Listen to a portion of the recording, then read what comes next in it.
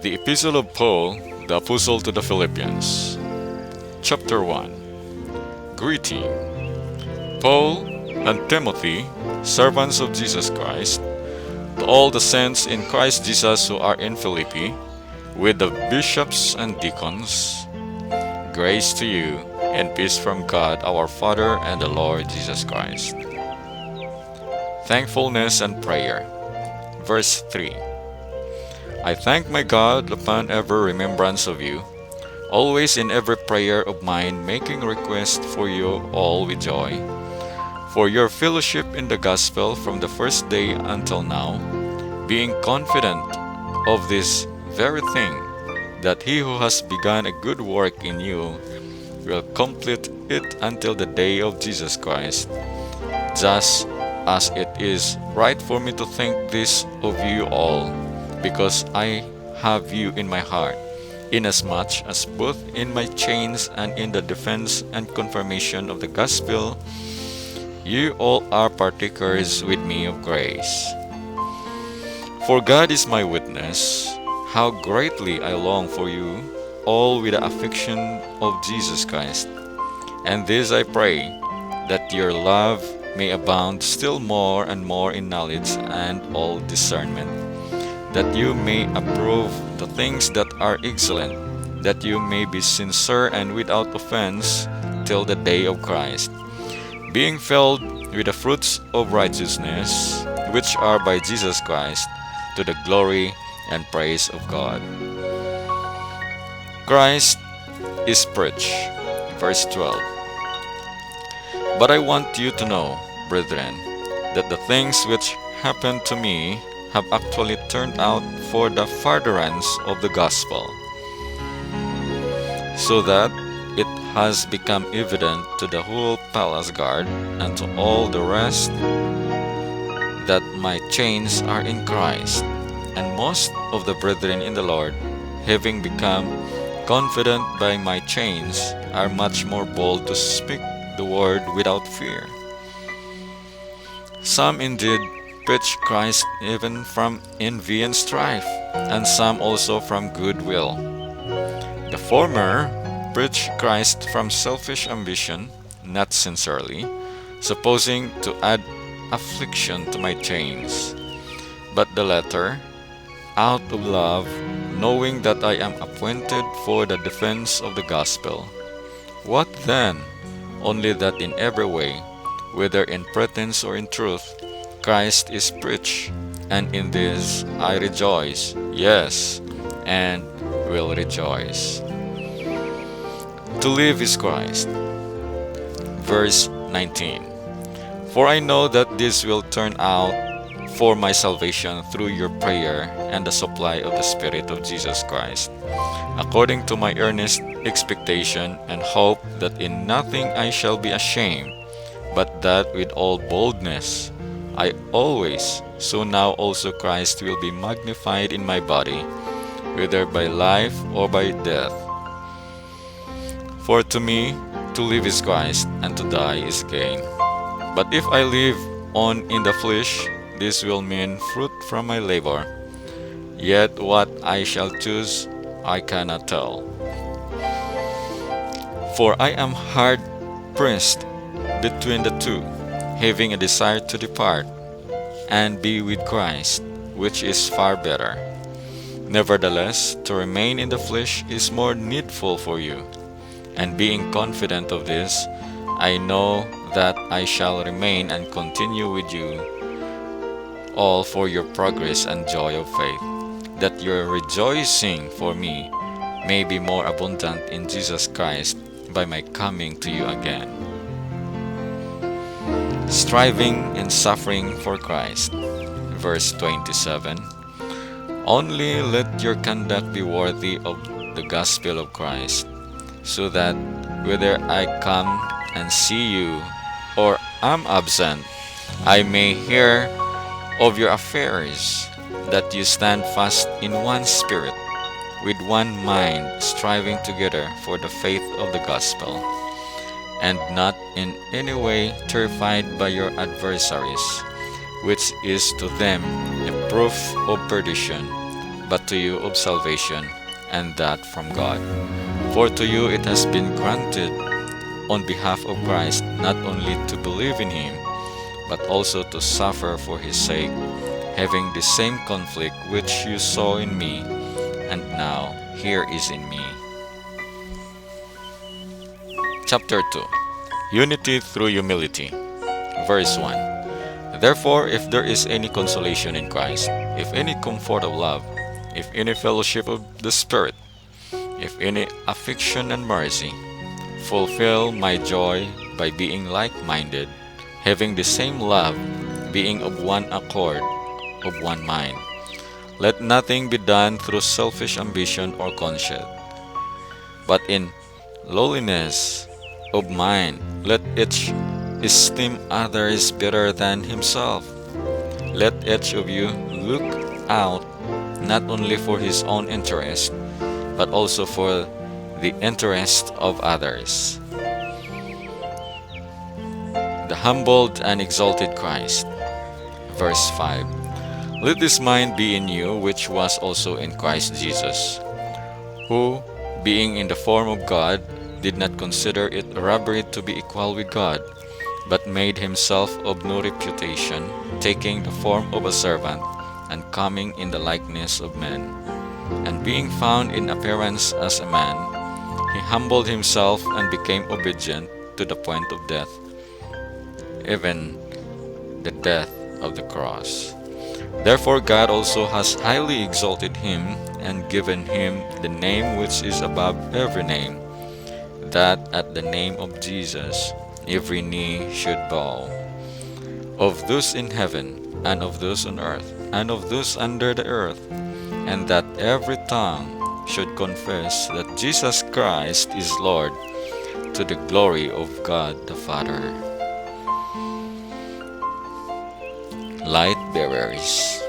Verse 12.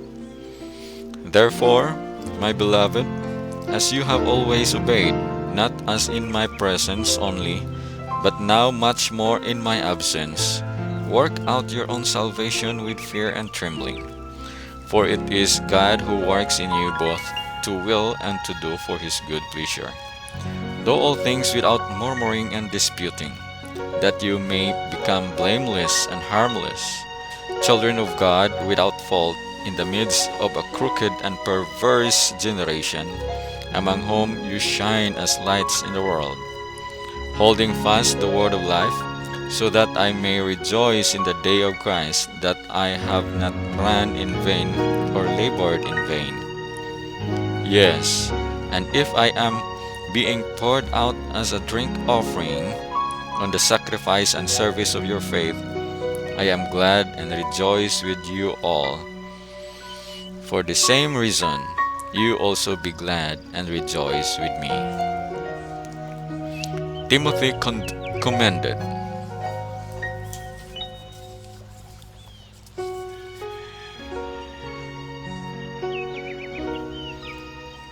Timothy commended.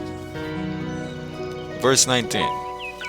But I trust in the Lord Jesus to send Timothy to you shortly, that I also may be encouraged when I know your state.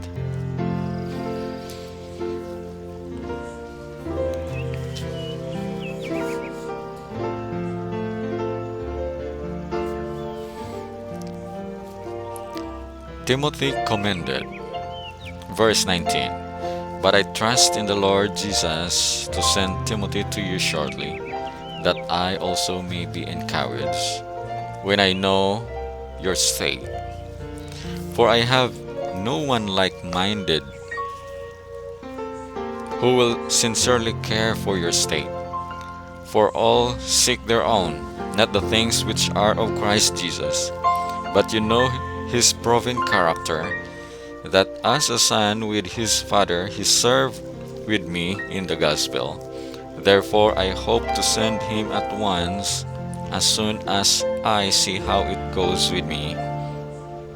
But I trust in the Lord that I myself shall also come shortly. Epaphroditus praised. Verse 25. Yet I considered it necessary to send to you Epaphroditus, my brother, fellow worker, and fellow soldier, but your messenger and the one who ministered to my need, since he was longing for you all and was distressed because you had heard that he was sick. For indeed, he was sick almost unto death. But God had mercy on him, and not only on him, but on me also, lest I should have sorrow upon sorrow. Therefore I sent him the more eagerly, that when you see him again, you may rejoice, and I may be less sorrowful. Receive him therefore in the Lord with all gladness, and hold such men in esteem, because for the work of Christ he came close to death, not regarding his life, to supply what was lacking in your service toward me. All for Christ. Chapter 3. Finally, my brethren, rejoice in the Lord. For me to write the same things to you is not tedious, but for you it is safe. Verse 2. Beware of dogs, beware of evil workers, beware of the mutilation. For we are the circumcision who worship God in the Spirit, rejoice in Christ Jesus, and have no confidence in the flesh. Though I also might have confidence in the flesh, if anyone else thinks he may have confidence in the flesh, I more so. Circumcised the 8th day, of the stock of Israel, of the tribe of Benjamin, a Hebrew of the Hebrews, concerning the law, a Pharisee, concerning zeal, persecuting the church, concerning the righteousness which is in the law, blameless. But what things were gained to me, this I have counted loss for Christ. But indeed I also count all things loss for the excellence of the knowledge of Christ Jesus my Lord, for whom I have suffered the loss of all things, and count them as rubbish, that I may gain Christ, and be found in him, not having my own righteousness, which is from the law, but that which is through faith in Christ, the righteousness which is from God by faith, that I may know him, and the power of his resurrection, and the fellowship of his sufferings, being conformed to his death, if by any means I may attain to the resurrection from the dead. Pressing toward the goal. Verse 12.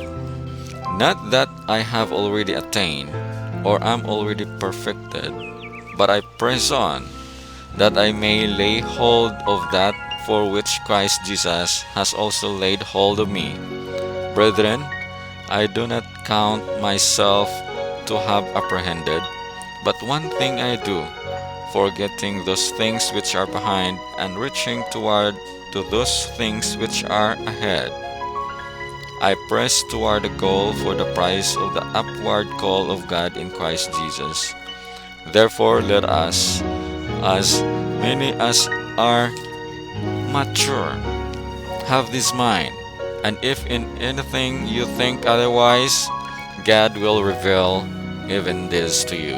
Nevertheless, to the degree that we have already attained, let us walk by the same rule.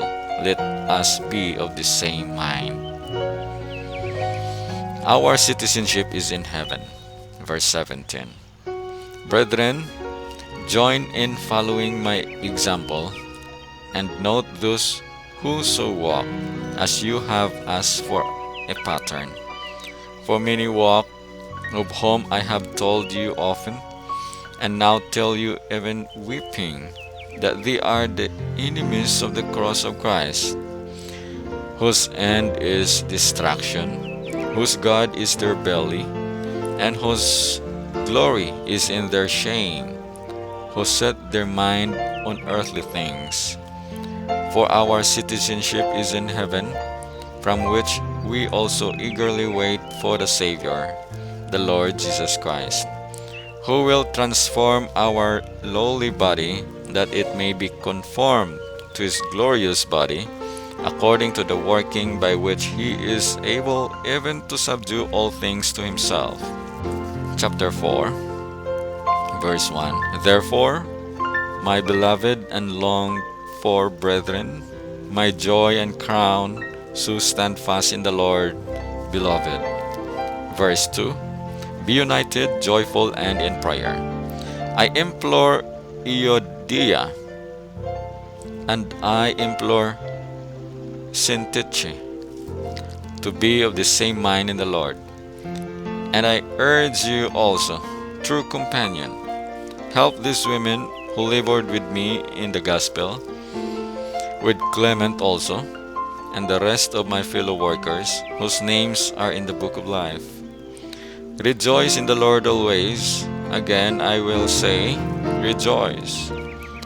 Let your gentleness be known to all men.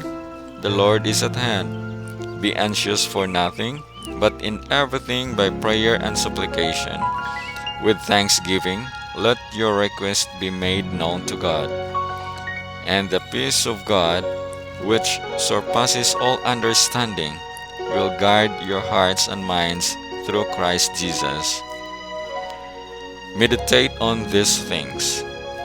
Finally, brethren, whatever things are true, whatever things are noble, whatever things are just, whatever things are pure, whatever things are lovely, whatever things are of good report, if there is any virtue, and if there is anything praiseworthy, meditate on these things. The things which you learned and received and heard and saw in me, this do, and the God of peace will be with you. Philippian generosity, verse 10. But I rejoice in the Lord greatly that now, at last, your care for me has flourished again, though you surely did care, but you lacked opportunity. Not that I speak in regard to need, for I have learned in whatever state I am to be content. I know how to be abased, and I know how to abound. Everywhere and in all things I have learned both to be full and to be hungry, both to abound and to suffer need. I can do all things through Christ who strengthens me. Nevertheless, you have done well that you shared in my distress. Now you, Philippians, know also that in the beginning of the gospel, when I departed from Macedonia, no church shared with me concerning giving and receiving, but only you. For even in Thessalonica you sent aid once and again for my necessities. Not that I seek the gift, but I seek the fruit that abounds to your account.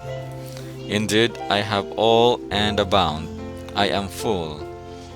Having received from Epaphroditus the things which were sent from you, a sweet-smelling aroma, an acceptable sacrifice, well-pleasing to God. And my God shall supply all your need according to His riches in glory by Christ Jesus.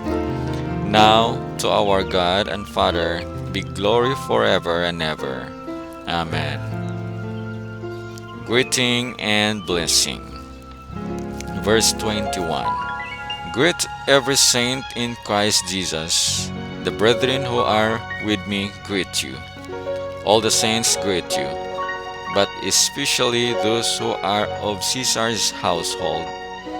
The grace of our Lord Jesus Christ be with you all. Amen.